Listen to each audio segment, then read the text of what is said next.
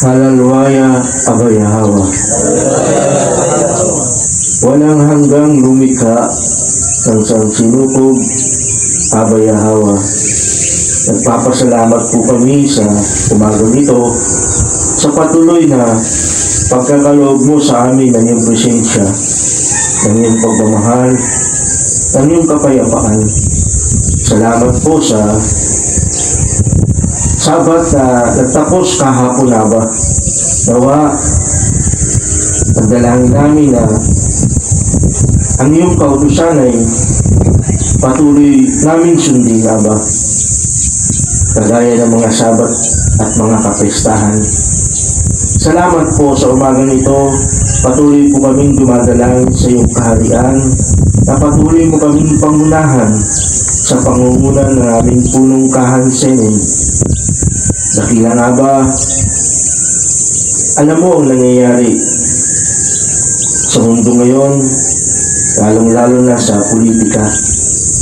Ang dalangin namin na ang iyong gabay, ang siyang patuloy na manguna at ang iyong kalooban, ang maghari sa iyong mga pinili at tinipon dito sa iyong kaharian. Dinadalangin namin ang punong kahansen sa iyo na patuloy mo kung ipagkaloob sa kanya ang iyong marunungan, kaalaman at pangunawa. Nang sa gayon, patuloy pa po niyang masabi sa loob ng iyong kaharian ang nais mo pa pong sabihin. Dalangin din namin na patuloy mong pagpalain ng kanyang buong sambayanan, proteksyonan mo sila at ingatan, at bigyan mo pa po ng mahabang buhay ang aming punong kahansenin. Nang sa gayon po, patuloy po namin siyang makasama pa dito sa iyong kaharian. Marami pong salamat. Itinadalangin din namin sa iyo ang kabuuan ng kahanin. Narito kami, patuloy namin inaamin na wala po kaming magagawa kung wala ang iyong mga kautusan. Nawa kaming mga kahanin at ang iyong kawan, maging buhay kami at liwanag ng iyong kaharian. Marami pong salamat at dalangin din namin sa araw nito. Kilala mo po ang bawat isa sa amin. Wala po kaming maililihim o maitatago sa iyo. Kaya anuman po ang kasalanan na nakikita mo sa amin, nagagawa mo namin ito sa aming pag-iisip, pananalita, gawa, sinasadya man o hindi sinasadya. Nawa dakilang Abayahawa, ang iyong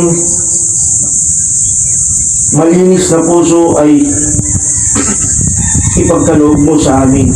Bigyan mo kami ng isang pusong matuwid na handang mahalin ka at sundin ang iyong mga kautusan. Marami pong salamat. Itinadalangin din namin sa iyo ang kabuuan ng iyong kawan magmula mga ACC sa buong chapter, sa buong mundo ng Kingdom of Yahweh. Kilala mo po ang bawat isa sa buong kawan.